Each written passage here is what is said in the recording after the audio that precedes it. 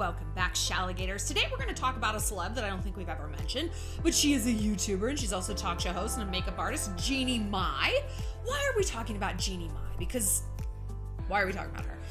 Because she revealed that her and her new husband, JEEZY, are having a baby. Again, why do we care? It's not like we care about kids. They're not my favorite thing.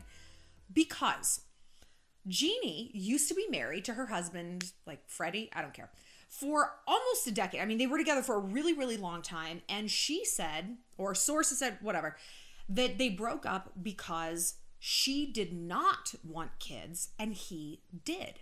And very quickly after their divorce, he actually started dating someone and had a baby. And I remember thinking like, oh, like that would just, I mean, to see an ex move on in such like a concrete way is just so hard, especially when it's like, that was never going to be us, you know, because we really did just want different things. But now she's pregnant, and not just accidentally, whoops, we pulled the goalie, or like the pull and pray didn't work, you know, but they were going through IVF and it was a whole thing. She really wanted a baby. And it got me to thinking about the situation. And we're kind of looking at this from her ex's point of view. When your partner says that they do or don't want something, and then they meet someone new and suddenly it's the opposite. I don't want to get married, Shallon. And then the next person they date, they propose to. They don't want a kid, but the next person they're with, suddenly now they're doing IVF. What do we do? And what does it mean when an ex does the opposite of what they say they wanted?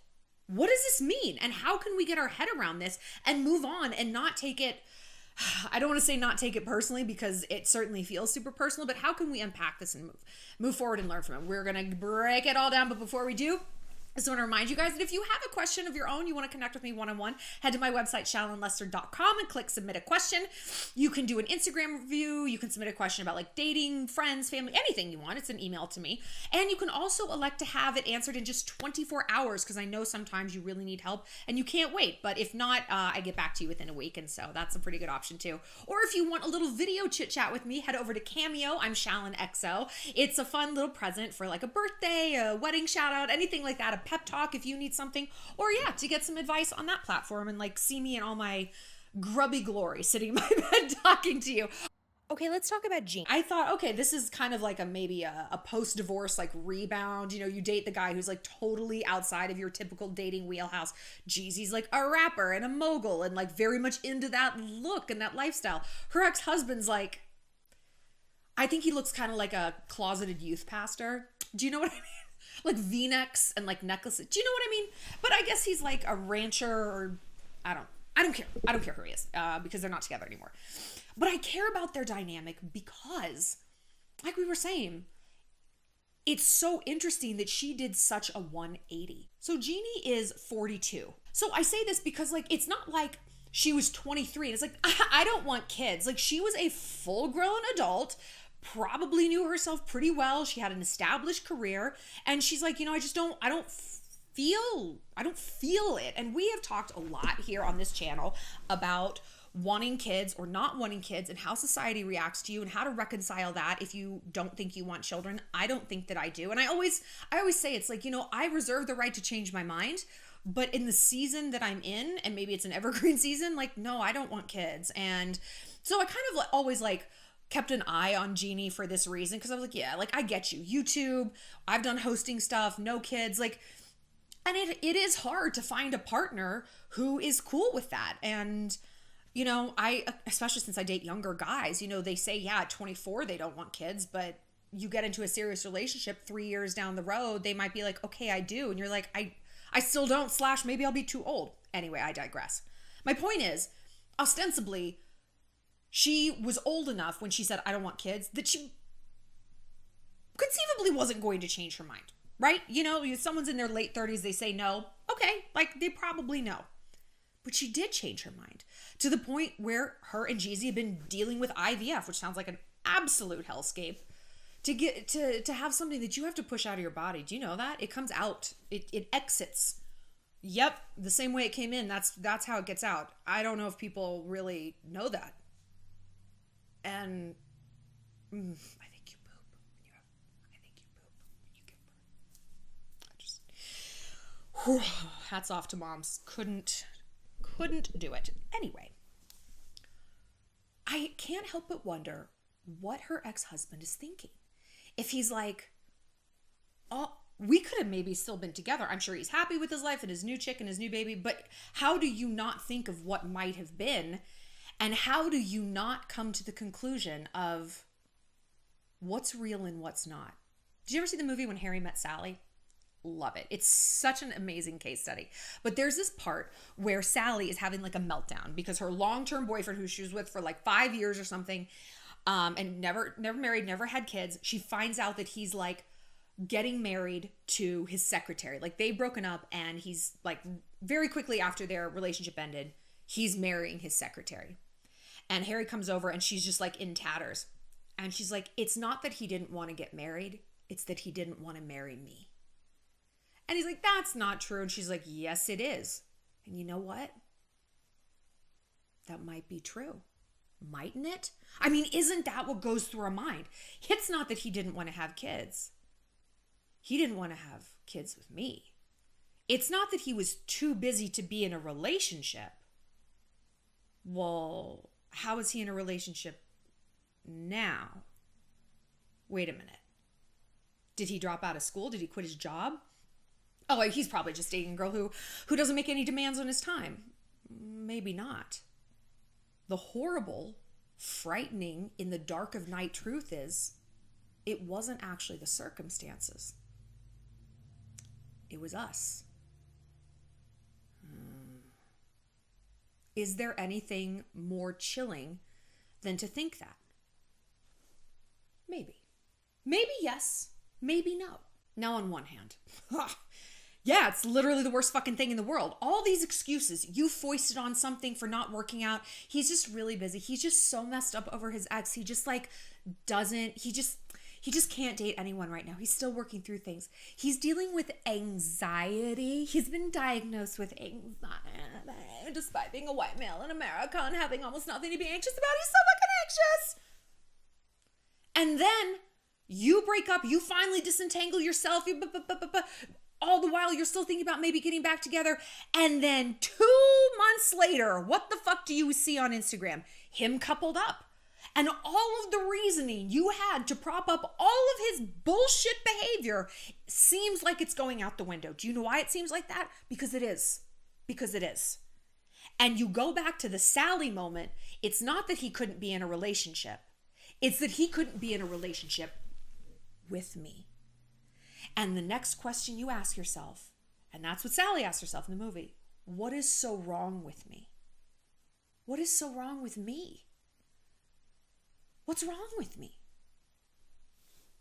Nothing. Okay? Relationships really are about fit. I know. I hate this. I hate it when my grandmother would say, I hate it when my mom would say it, my friends, like, it's just not a good fit and he's not your person. It's like, well, maybe I decided he was my person. Maybe he was very much my person, but I wasn't his person. So great. That's just fucking perfect. Fantastic. I know, but hear me out. Someone once said, or maybe I read it in a tweet or something, like the number one sign a man isn't your soulmate is that he doesn't want to be. Like, okay. This is actually a good thing, right? This is your trial by fire. This is your Navy SEAL buds training. This is your initiation. If you let it. If you can really sit inside the unendurable, almost unendurable truth that, no, he's plenty capable of dating someone. He just didn't want to date you. If you can just let that sit for a minute, you know what's on the other side of that? Freedom and power. No, Shallon, I actually don't think that's what's on the other side of it. It seems like what's on the other side is me being so incredibly wounded and feeling so not only unlovable and ogre-like, but idiotic and stupid and humiliated. Okay. If you want to feel that way, you have every right. Go for it. I'm not saying that you're wrong, and those aren't stupid feelings, and that's exactly how I felt. I went through almost this exact scenario 2 months ago. There was a boy, he's one of my neighbors. I hope you fucking see this. He won't. But like, he had just got out of a very serious thing. Like, he was engaged, and it was this long, protracted breakup, and he moved away, and blah, blah, blah. And he's like, he even said, he straight up said, I'm very vulnerable right now. I think I talked about this in Eva Week. And I was like, hey, you know what? We're going to take this slow. We're friends. We're just going to like hang out, get to know each other. We're not having sex, blah, blah, blah. And I'm like, okay, we're going to just kind of like keep this on the back burner with each other until maybe the end of the summer. We're both in a fit place to date. I was like dating around. Cut to, I hear he's dating some person who sells dog food. Dog food. Yeah. And I just laughed. I just laughed at my own stupidity. Now, I don't want you guys to feel stupid, but I'm telling you how I felt stupid because I was like, Shallon, man, you got that's the oldest trick in the book. That's the oldest line in the book. Oh, I just can't be in a relationship right now because of fill in the fucking blank. Fill in the blank, right? But then he can be in a relationship with Miss Dog Food. Okay, with Kibbles and Bits Queen. Got it. And I felt stupid because, Shallon, you know better, girl. Don't you know better than to fall for shit like that? Don't you know better than to read between the lines and bow out gracefully and be like, okay, I got it. No, hey, I'm picking up what you're putting down. It's fine. Say no more, fam. And just bow out. I mean, hey, everyone gets conned sooner or later. And so it was hard for me to kind of reconcile that I should know better. And yet I got bamboozled by what I believe is the oldest trick in the book. So when I say that I understand this, believe me, girl, I do. And I felt very stupid and I felt hurt for a while. But then I'm like, okay, but what do I have more of now? Pride? No. Strength? I feel just so good and built up? No, I feel torn down. Dignity? No, I feel embarrassed. You know what I do have though? I have data. And dating is data. I have data. I have another carved into stone data point that when someone says, I can't do blank, it's not a can't, it's a won't. Why is it a won't?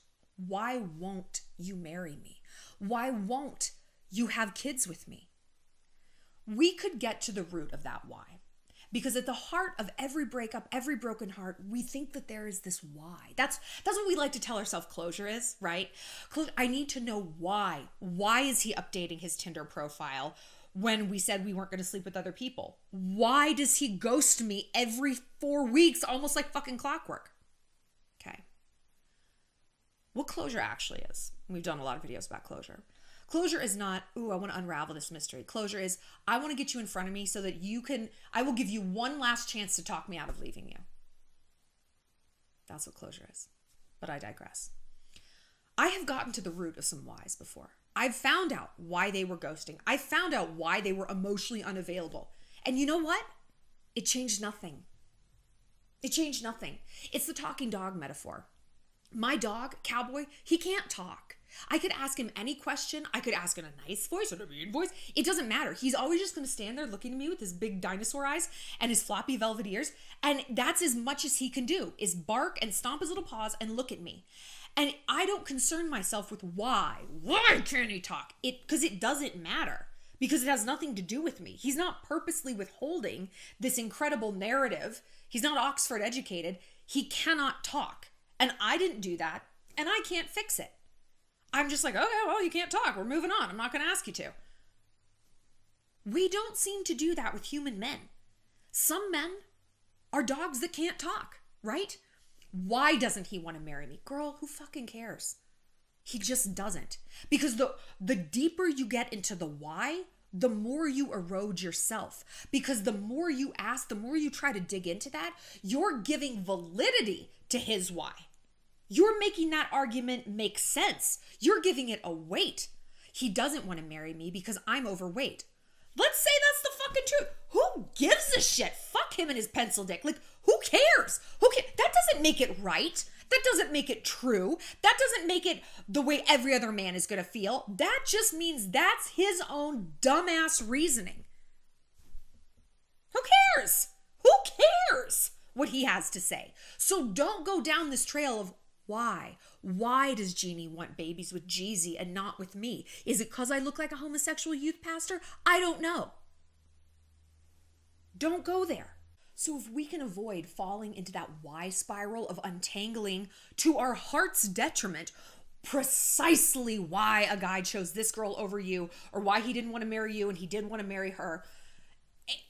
Because what? We should fucking live and die by his opinion? Who cares? Who cares? Who cares? If we can avoid doing that, then we get back some personal power. Because now we're going into the next dynamic smarter.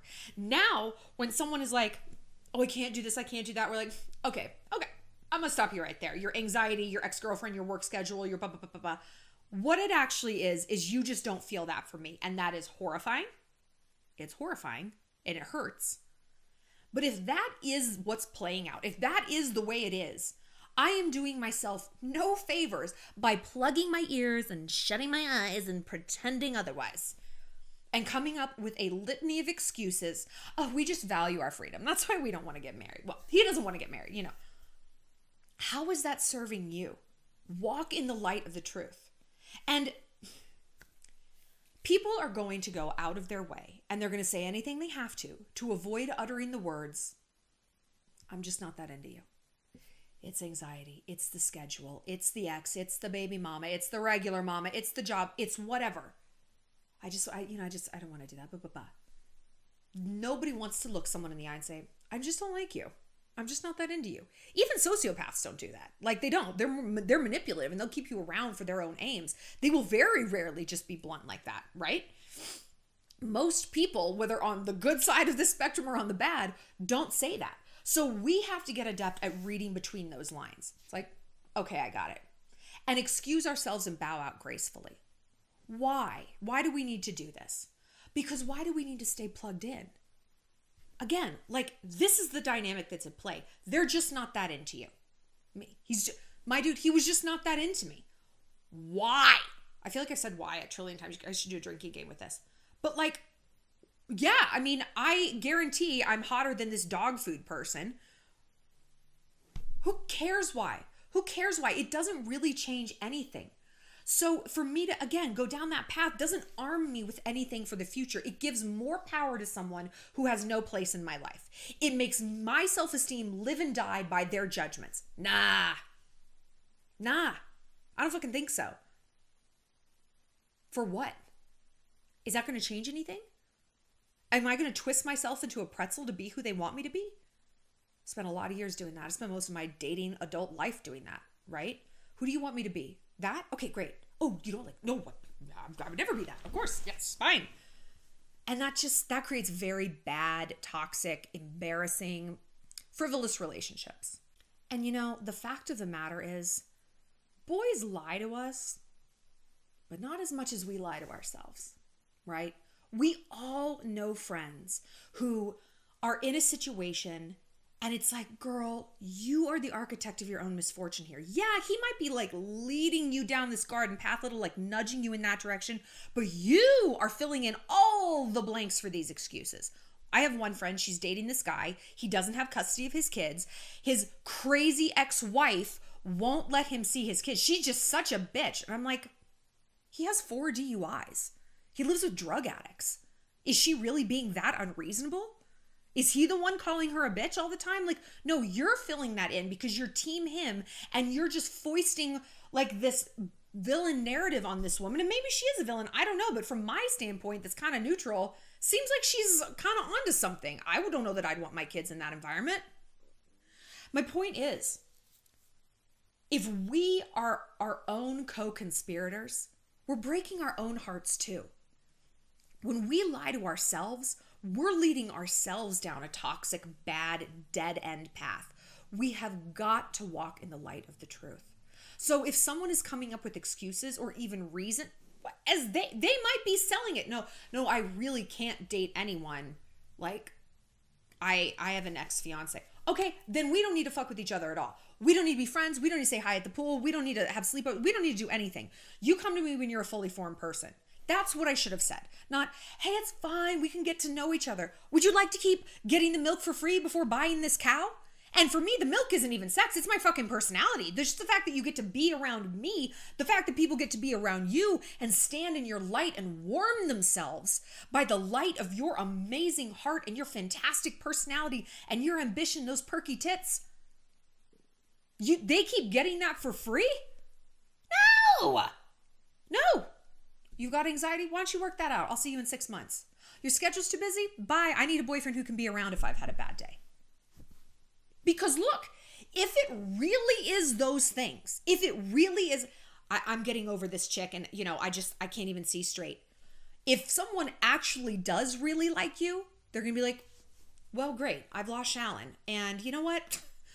I'm going to go get into some therapy because I really like her and it's worth me cowboying up and working through this and being the man she needs to be. Why are we so afraid to call people's bluffs? Because we're afraid to be alone. But when we don't call their bluff, that's exactly where we end up anyway.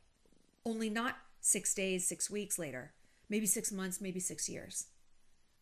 And you can't get time back. It's our currency. It's our non-renewable resource, right? And so this is why I'm encouraging you to walk in the light of the truth, as painful as that is, as horrible as it is, to think like, he's not going to marry me. He might marry someone. He might marry someone. Yeah. But I don't think it's going to be me. Okay, girl, that's a nightmare scenario. But wasting your precious life, your youth, my God, isn't that worse? You are not so cowardly that you can't sit inside the pain of thinking someone just doesn't want me. I don't know why. Because they're an idiot? Because they're an idiot. I mean, look at you guys. Really? Because they're an idiot. Are we so weak we can't tolerate that? No. Of course we can. It's endurable, so endure it. And cowboy the fuck up and be the woman you need to be, not for a guy, not to get a guy, for yourself. And having that experience with this dude this summer, it made me braver and stronger. Because I'm like, you know what? Thank you. Thank you.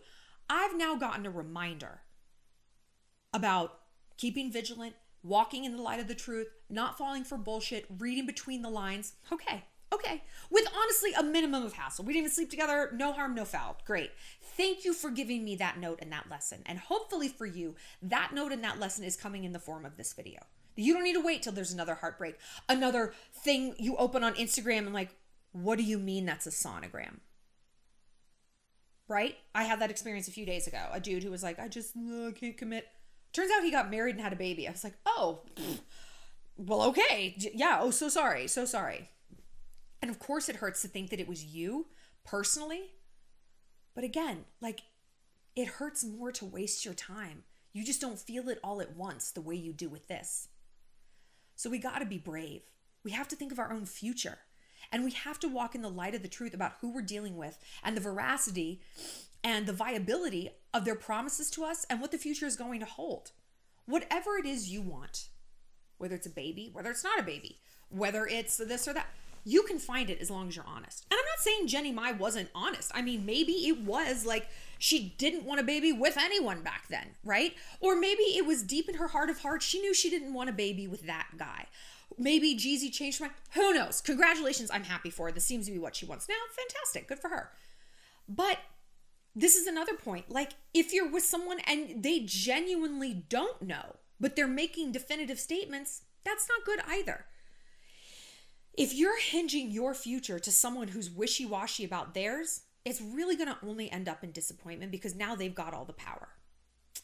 I want to know what you guys have to say about this. When have you had a situation with an ex where you found them doing the thing that allegedly they couldn't do? Did it just crush you? Did you kind of laugh and move on? What did you learn? Tell me. I want to know your thoughts. And I want to know some like other video suggestions. I feel like celebs aren't doing very much now. It's kind of like bleh.